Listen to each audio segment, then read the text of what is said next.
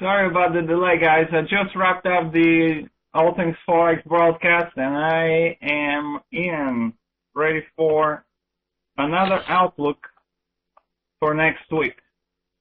Great. By the way, before we start, I'd like to invite every one of you to check out the new allthingsforex.com. I'm very excited that we have the new website finally launched out. Much better user experience, so make sure to take a look, and that is where you're going to find, by the way, the list of all of the archived programs, the All Things Forex broadcast files. You can listen to the program. It's a live 1-hour program Monday through Friday on allthingsforex.com. Membership is free of charge. allthingsforex.com. All right, well, I'd like to welcome all of you aboard, and before I continue, let me thank our friends at fx3.com for putting together the list of these webinars. My name is Ilian Yotov, and I'm the Chief FX Strategist at allthingsforex.com and the host of the popular daily All Things Forex broadcast. As I said earlier, you're welcome to check out the site, allthingsforex.com, and listen to the broadcast there. We are here to discuss the top 10 spotlight economic events for what will be another interesting week ahead for the euro, but also for the Japanese yen as well. With the French election this Sunday and the Bank of Japan 2-day meeting on June the 14th and the 15th, the two currencies that we're going to be focusing on next week the most are going to be the euro and the Japanese yen. As a matter of fact, the very first one of the top 10 events next week is going to come this Sunday with the French parliamentary election. This is the first round of the election for a new French parliament. Voters are going to take to the polls as after the presidential election, which resulted in the first socialist president in France in 20 or 30 years, if I'm not mistaken. Now, the new French president has made some election promises and is running on a platform which is anti-austerity platform. And in the aftermath of the French and the Greek elections on May the 6th, I have discussed on this program and on my All Things Forex broadcast and in my writings that there are significant signs that the political landscape in Europe is changing. And there are new leaders, new governments that are taking positions after these elections that are not very focused on complying with the European Treaty of Austerity and fiscal prudence. As a matter of fact, the French president has called for more government spending, higher taxes, and spending to increase growth, which is not necessarily a bad thing, but is not very fiscally prudent and in line with what the fiscal treaties and austerity measures have been proposed recently. So this could be an obstacle, because if the French parliamentary election results with a win of the Socialist Party, then the Socialist Party will have the majority in a parliament to pass whatever law they want, and at the same time, they have a president, socialist president, to continue with that agenda. And so we're already starting to see some tensions developing between France and Germany, which have been so crucial. Them working together has been very crucial as far as dealing with the debt crisis in recent years. Now we're starting to see France heading in a little bit of a different direction. And it seems like Germany might be giving way a little bit as well to head in that direction also. And so, to summarize, we'll monitor whether the shift in political landscape continues in France. And then this vote is going to be the first one of the two. The second one will be next Sunday. The second round of the parliamentary election is next Sunday on June the 17th. And of course, June the 17th, as many of you know, is the date when the Greek voters are also going to return to the polls to elect, for a second attempt to elect the government. And this is what the market will watch the most heading into next week. Now, over the weekend, not over the weekend, but today, there are some reports that over the weekend, possibly tomorrow on Saturday, there will be an announcement of a Spanish bailout. According to Reuters today, citing two senior European Union officials and one German source, has said that saying that Spain is expected to make a request over the weekend for a financial package to prop up its banks, which means a bank bailout for Spanish banks. There's a Eurogroup meeting tomorrow, which is going to be a teleconference call of Eurozone finance ministers on Saturday. And according to these reports, the announcement is expected to come Saturday afternoon. Now, a spokeswoman for the Spanish government says that she's not aware of such an announcement on a bank rescue, but that's another thing that we're going to watch over the weekend. Is there going to be another country in the Eurozone that is asking for a bailout, which this time around it's a very large economy, much larger than Greece. Although, if there is an approval of such a bailout, that might actually end up being a euro positive. For the time being, however, the euro is being put under pressure again, and we'll take a look at the daily chart of the euro-dollar currency pair very quickly here. Okay, here we go. After trading within a clearly established range for a number of months, the euro-dollar pair, as we noted on this program, I said this time things are different. This time it's a real breakout below $1.30. The rest is history. The euro produced a strong leg lower last Friday, reaching as low as $1.2286, which was a new two-year low for the euro versus dollar. Now, after 4 days of a price correction, the euro is being put under pressure once again. Could this be the beginning of another leg lower? Quite possibly, especially after the euro already corrected about 1/3 of a little bit over 1,000. Well, it was actually exactly 1,000/5 of a decline, because the euro was as high as $1.3283 on May 1st. Last week, it reached as low as $1.2286. So 1,003 pips, to be exact, was the euro's decline on this leg lower throughout the month of May. So the euro bounced off of $1.2286, and it corrected its losses by about 1/3 with a meeting resistance at a familiar resistance level, which is $26.22. This is the support from January the 13th that was established after a strong leg lower from October to mid-January for the euro-dollar exchange rate.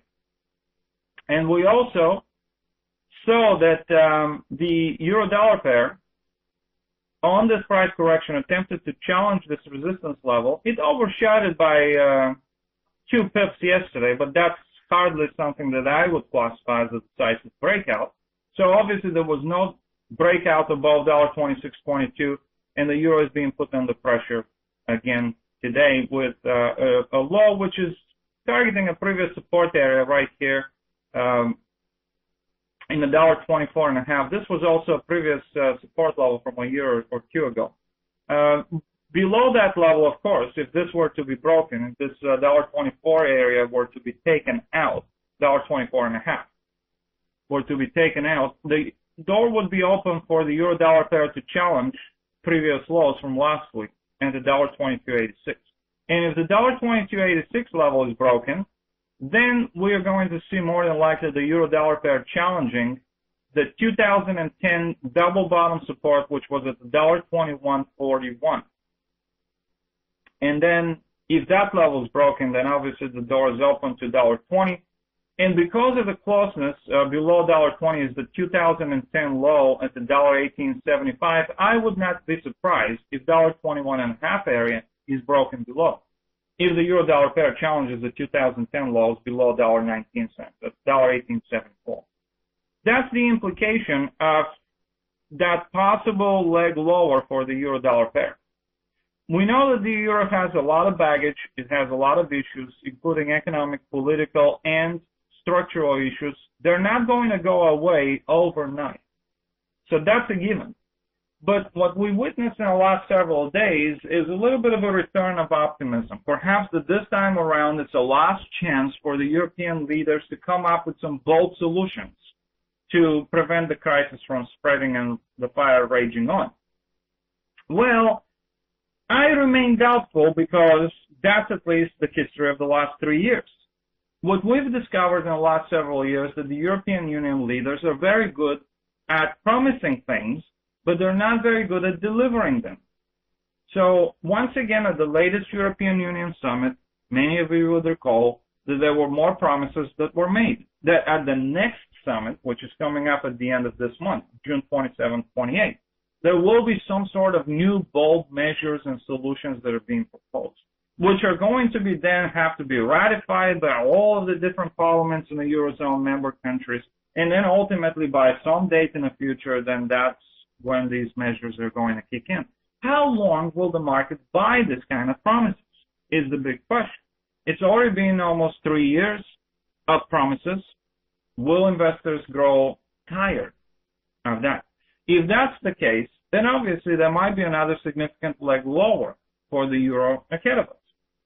However, what we also witnessed, based on history, is that the euro manages to produce these kind of a large type of price corrections and rallies.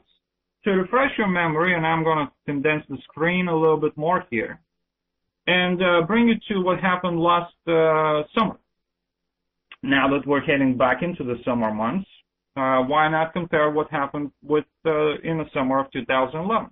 You will see at that time, the euro-dollar pair had a little bit of a correction here. It had a little bit of a pressure being put on it. It had a low over here, $1.3836. Then it bounced a little bit higher to a little bit above $1.45. But then it sold up. It produced a strong leg lower. And then it had almost completely erased all of these losses on a strong rally that started from $1.3144, rally of 1,000 pips plus to $1.4246. That rally occurred from beginning of October to the end of October. 1,000 pips plus of a rally for the euro-dollar pair. So could we see that type of a relief rally, if you will, if the Greek election does not get the country closer to exiting the monetary union? That's next Sunday. If we get to see some news of a French bailout over the weekend, this weekend or next weekend, if any kind of other positive news were to hit the news wires, the euro will be capable of producing a more significant correction than just 1/3 of its current losses. It has done that before. But the big question is, even if there should be such significant price correction, which in my opinion, that significant price correction is probably going to bring the euro up to this area, which is the $1.2823 double top resistance, maybe even to the $1.30 area, which this area obviously will be a significant level of resistance. If we were to witness that kind of a optimism returning after the Greek election on next Sunday, ahead of the promised solutions that are supposedly going to be announced on June 27, 28 at the European Union Summit, there might be a time frame of, let's say, a couple of weeks during which the euro could stage a little bit more of a relief rally or a significant price correction. But in the long run, after the dust settles, if we get to see another disappointing European Union summit with more promises, no concrete actions, then the euro could be put under pressure once again with another more significant leg lower. So I would not exclude a scenario where the euro rallies, especially if this leg lower that we're starting today, can see how the euro is being put under pressure again today. This is an attempt for another leg lower, but if it's not successful, if we do not see the euro breaking below these lows from last week, which is the 2-year low, by the way, at the $1.2286, then we can anticipate a potential bounce higher that is once again going to challenge the $1.2622 resistance, and this time around, I think it will be successful breaking above it if, of course, this support area sustains. Then we'll get to see the move to $26.22, a breakout above that level, and a correction will extend to probably this area, $28.23, and a break above this here will open the door to a move to $1.30 area. That would be a significant price correction that I'm referring to. After that significant price correction is over with, however, then we could see the euro producing another potential leg lower. So we'll watch whether this scenario is going to play out. And the hints of such larger price correction are going to come, in my opinion, next week, dependent on whether or not this move lower is capable of breaking below that level. If it breaks below that level, then the euro continues lower. If it doesn't, then a more significant price correction begins. That's the type of a week that we're facing from a trend development perspective for the euro-dollar currency pair. Continuing with the top 10 spotlight events for next week, the second one is going to come from the United Kingdom. Next Tuesday, we'll see the United Kingdom Industrial Production Report at 4:30 a.m. Eastern Time. Conditions, obviously, in the UK are not very positive. And although the Bank of England and the European Central Bank both decided to sit on the sidelines with their decisions this week, I think that they will ultimately be forced into doing more quantitative easing. I think that they both sat on the sidelines because they want to see how the elections are going to go, especially the Greek elections next Sunday. And then ultimately, if things take a turn for the worse, they will be ready to act. But more signs of deteriorating economic conditions from the United Kingdom are expected to come next week, with manufacturing output increasing by a very small 0.1% compared with 0.9% increase in the previous month. Now, industrial production might be able to see a little bit of an increase of 0.2% month over month, compared with minus 0.3% decline in the previous month. But all in all, I'm not expecting that this is going to be significantly positive UK economic report. And certainly the British pound, and let's take a look at the pound-dollar currency pair real quick here. I'll take you to the daily chart of the pound versus the dollar. The pound-dollar pair has not done very well in recent weeks. Risk aversion, obviously, is something that's weighing on the pound, but we had a very abrupt reversal of the pound's bullish trend here since mid-January to the highs that were reached in late April, on April 30th at $1.63.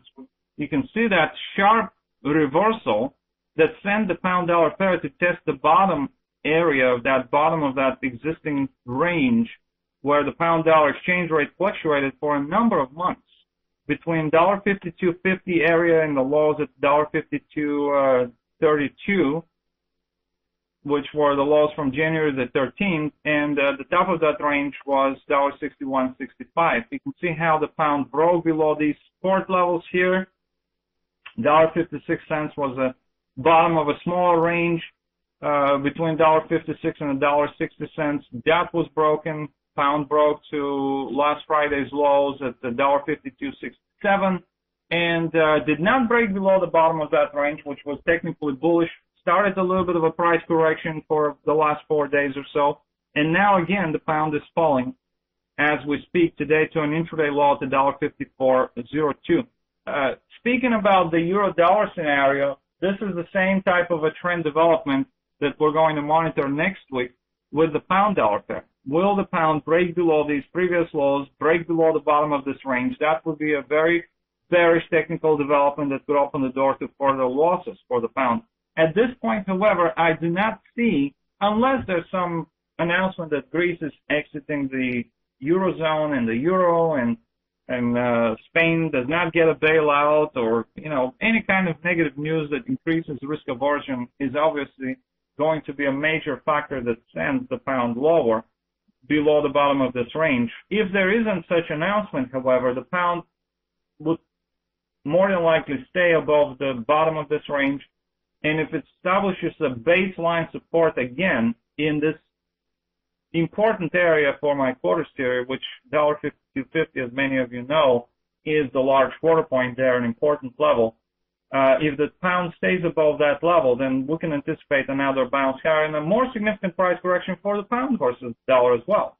After all, during this correction throughout this week, the pound bounced from as low as $52.67 to highs at $15.599, which is $56 area.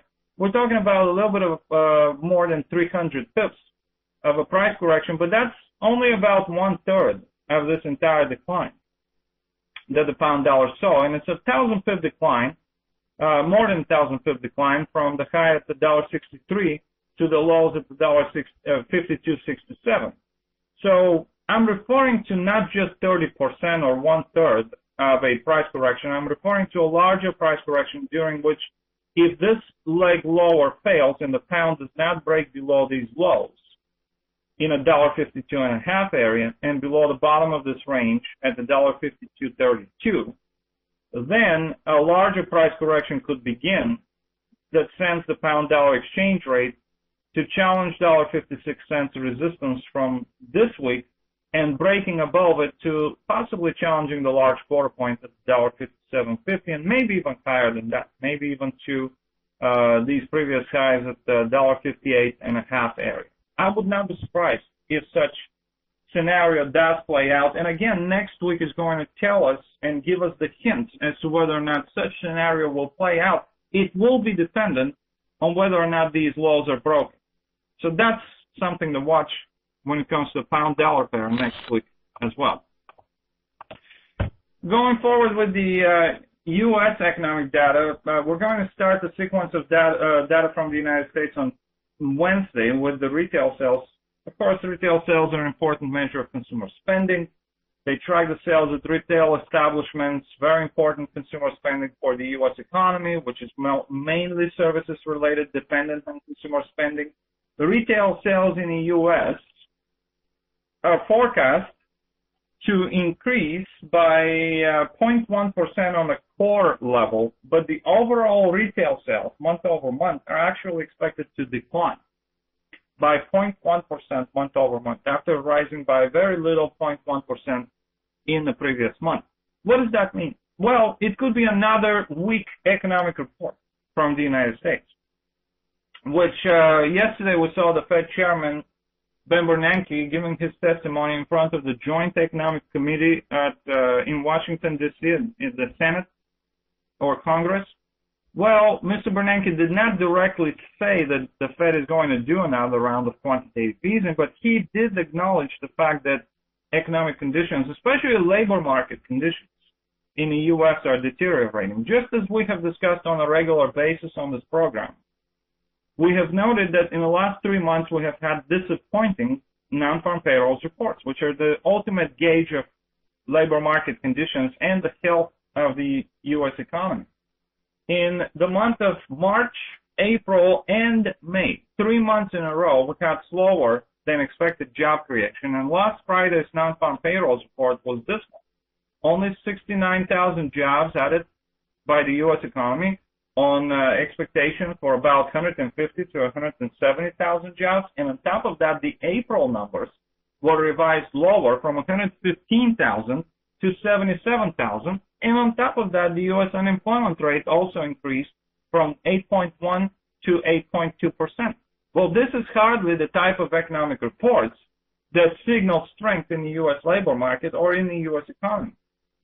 And this is why we've discussed that as a result of this negative sequence of economic data from the United States, which has now become a trend for the last 3 months, the Fed could be forced to consider additional round of quantitative easing, or the so-called QE number 3.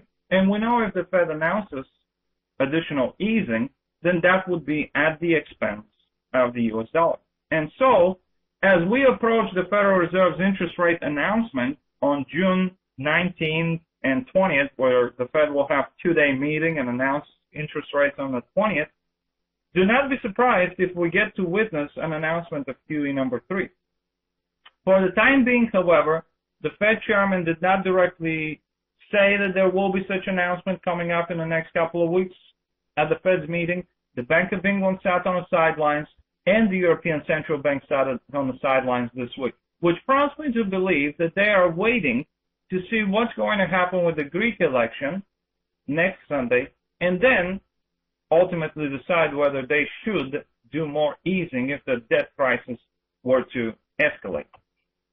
Now, speaking about monetary policies, the Reserve Bank of New Zealand interest rate announcement next week is going to start a sequence of 3 interest rate announcements by major central banks back to back. The Reserve Bank of Australia already cut rates earlier this week, so that's another central bank that is focused on monetary policy easing. And although the Reserve Bank of New Zealand is not expected to cut rates next week, they're expected to keep them at 2.5%.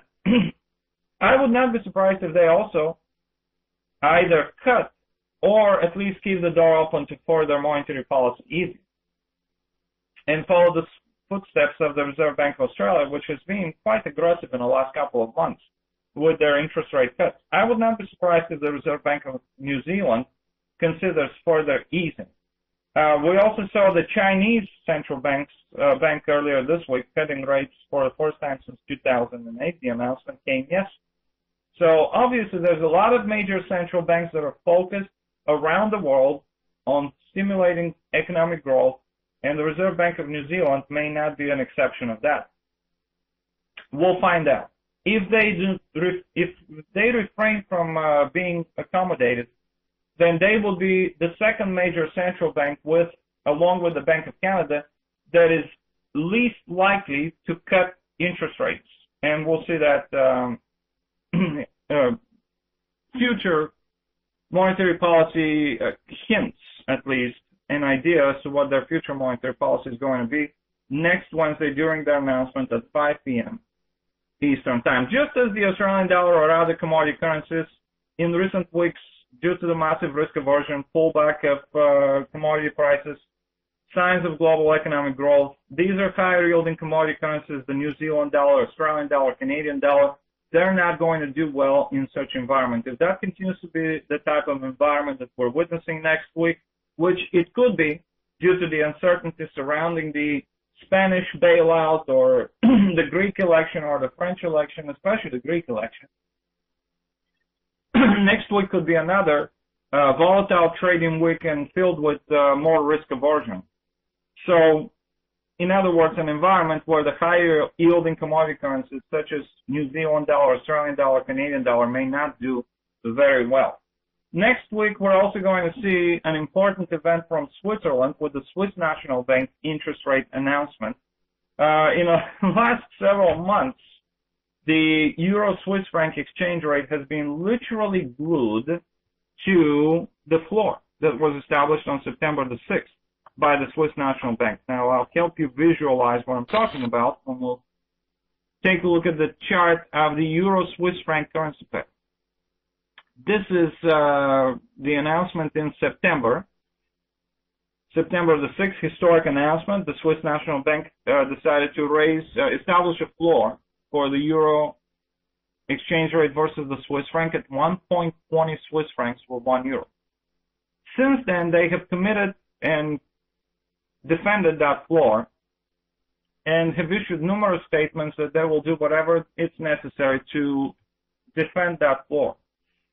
For the time being, so far so good. As you can see here, no break below $1.20 or 1.20 Swiss francs has occurred.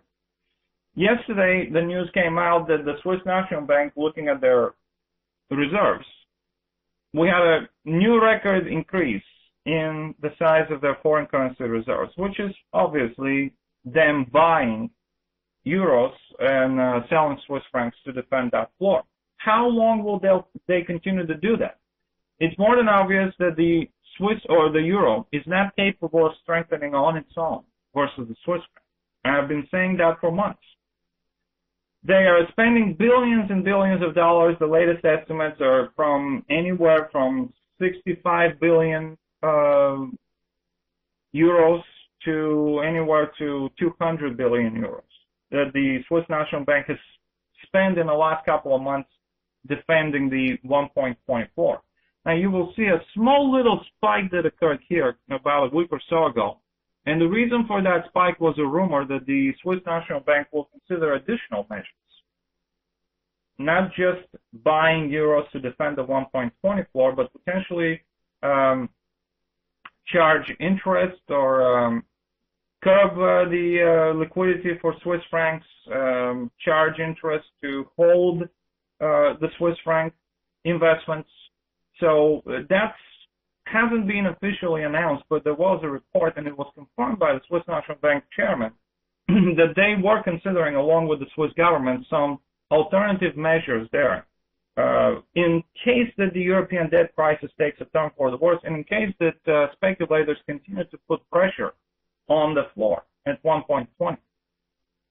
So it will be interesting to see whether such additional measures are announced next Thursday at 3:15 a.m. Eastern Time is when the Swiss National Bank, 3:30 Eastern Time rather, is when the Swiss National Bank monetary policy announcement will hit the newswire. So we will keep an eye on that, and also the Swiss National Bank press conference, which starts at 3:30 a.m. Eastern Time as well. And just 30 minutes later, at 4 a.m. Eastern Time from Switzerland on Thursday, we're going to see the Financial Stability Report, which is an assessment on the economic conditions, financial markets, and banking sector conditions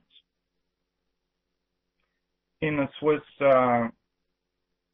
economy and financial market and banking sector. So a couple of events next Thursday that could create some sort of activity, hopefully, where the Euro-Swiss franc currency pair finally wakes up. It also could create activity in a dollar-Swiss franc currency pair as well, obviously, where we're seeing the dollar today starting another leg higher potentially versus the Swiss franc. So it should be an interesting morning for the Swissy on Thursday morning.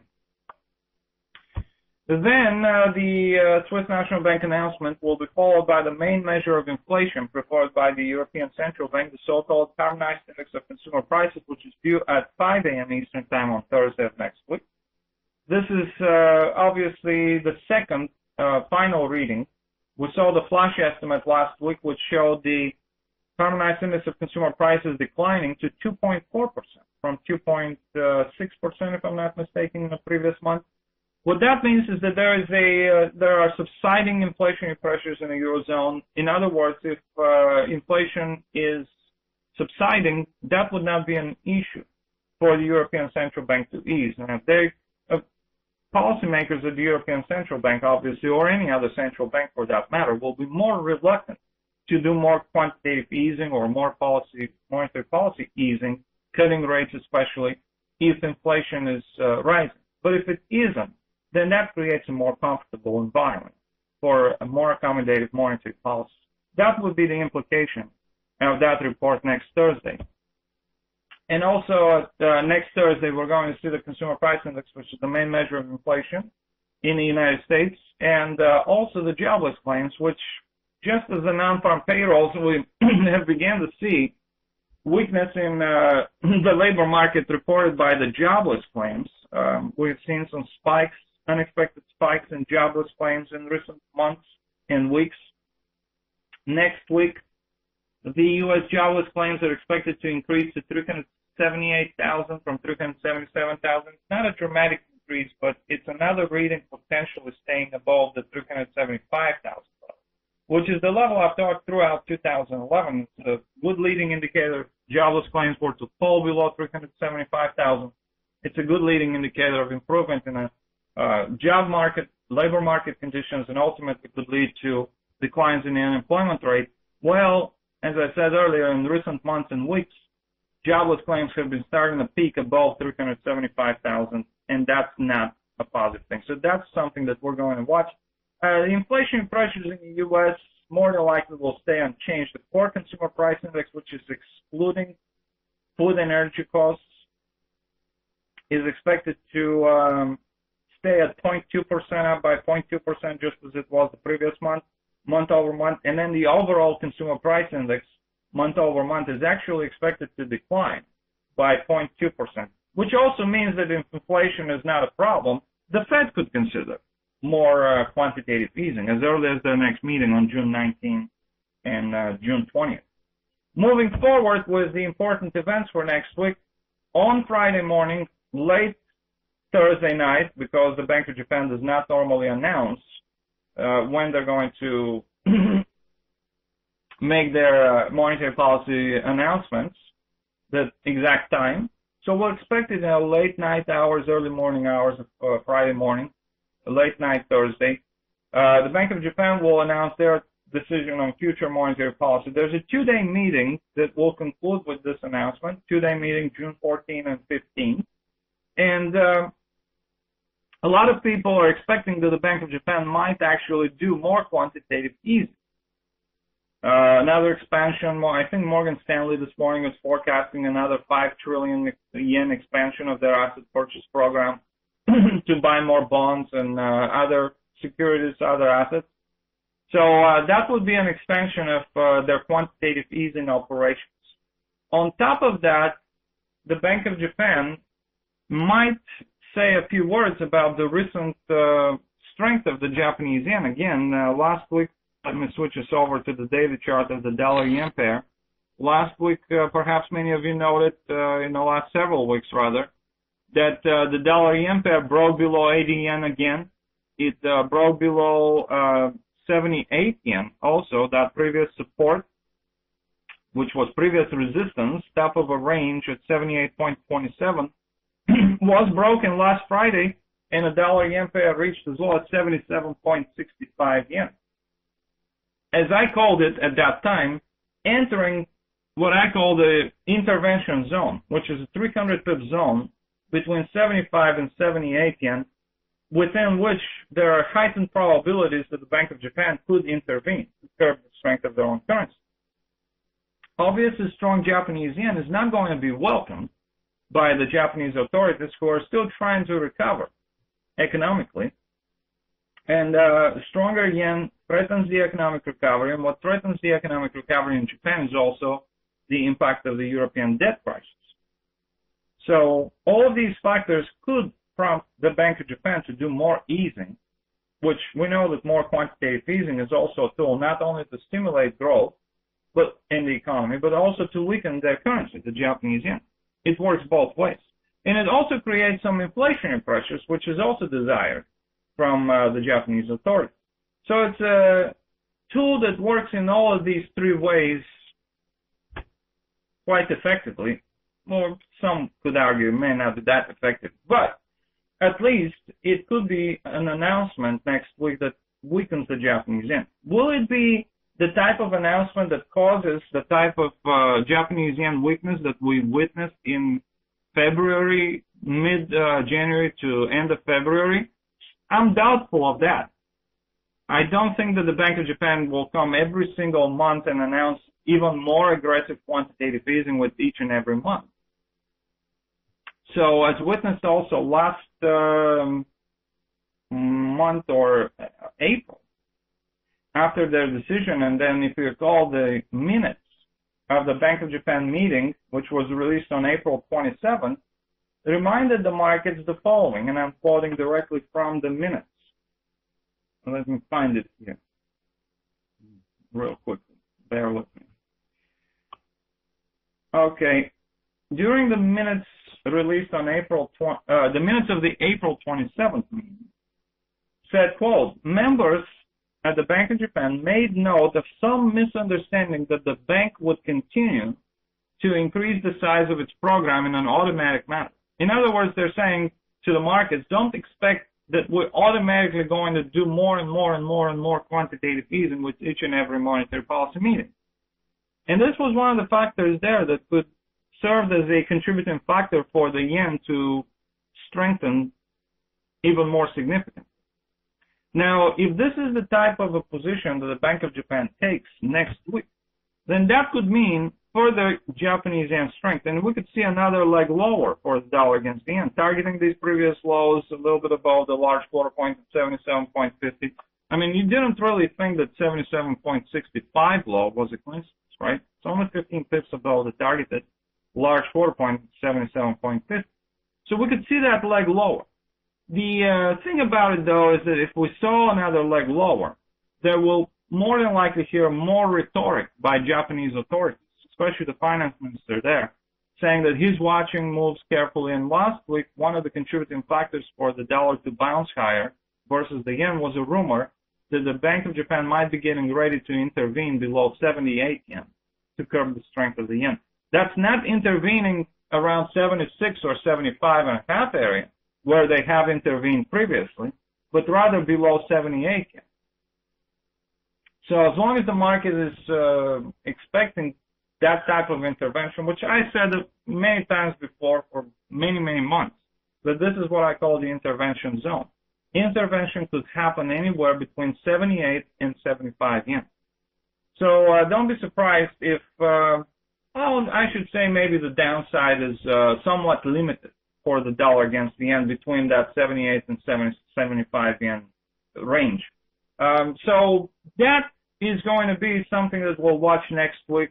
Will there be another verbal intervention from the Bank of Japan or Ministry of Finance, coupled with more quantitative easing as a tool to weaken the Japanese yen? If there isn't such thing, and if we get to see more risk aversion, which is helping the yen as a safe haven currency, then we could witness another leg lower. We're already seeing, by the way, in the last two trading sessions, signs of weakness when it comes to the dollar-yen price behavior, if you will. 80 yen level is such an important level in my quarters theory because it's an important junction between two 1,000 pip ranges, between the 70s or the 1,000 pip range between 70 and 80 yen, and the 80s 1,000 pip range between 80 and 90 yen. Recently, with the dollar's decline, the dollar-yen exchange rate was pushed below 80 yen, and it transitioned, or at least made an attempt to transition into the 70s 1,000 pip range, which is a significant development. It completed the first large quarter between 80 and 77.50, which is also significant in terms of my quarters theory methodology. And now on the way back to 80 yen on that pullback to the major large quarter point at 80 yen, the dollar yen is incapable, at least in the last two trading sessions, to climb above 80 yen again. So it's a sign of weakness that I would consider, and it increases the odds that there may be further leg lower for the dollar against the yen, especially if risk aversion continues to dominate the currency markets and the world's financial markets in general. But the only thing that could prevent, I think, that leg lower could be Bank of Japan next week or some sort of positive news of a Spanish bailout or that Greece is going to stay in the Eurozone that could increase the risk appetite and improve investor sentiment and ultimately reduce the demand for Japanese yen and Swiss franc as the two main beneficiaries, safe haven currencies of the recent years of risk-averse market environment. So we'll pay attention to the Bank of Japan's announcement Thursday night, Friday morning, and then a couple of important U.S. economic reports are going to wrap up the trading week next week. Again, we're paying close attention to the U.S. economic data because of our attempts to gauge the odds of more quantitative easing by the Fed. We're approaching the Fed's interest rate and monetary policy meeting on June 19th, 20th. And if U.S. economic data continues to show weakness, then obviously that raises the odds of the Fed doing more. On Friday, we're going to see the U.S. industrial production report. It is expected that industrial output will increase by only 0.1%. That is a very small increase month over month after rising by 1.1% in the previous month. And we're also, so it could be a weak report on Friday morning from the U.S., and that will be followed by another weak economic report, which is the Consumer Sentiment Index, which is expected to decline according to the consensus forecast from 79.3 to 77.5. And this is a preliminary estimate of the U.S. Consumer Sentiment Index. It's not the final reading. The final will come a couple of weeks after next Friday.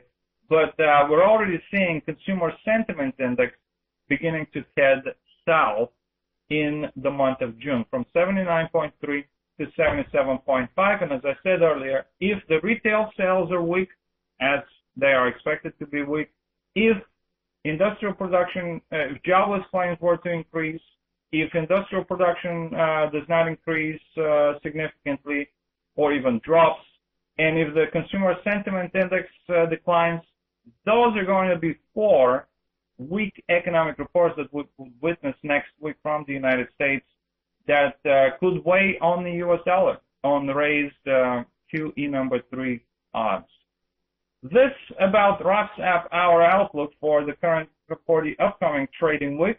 As I mentioned earlier, I'd like to invite you to listen to my All Things Forex daily broadcast and live analysis Monday through Friday on allthingsforex.com. Actually, the new allthingsforex.com is what we launched on Monday. Brand new look. Make sure to check it out. The website again is www.allthingsforex.com. And you can also follow us on Twitter @allthingsforex. @allthingsforex is a Twitter account. Thank you so much for your participation in the program today. I'd like to thank our friends at FX Street for the series of webinars. Have a great day and a great weekend, and I will see you again next Friday at 10 a.m. Eastern Time.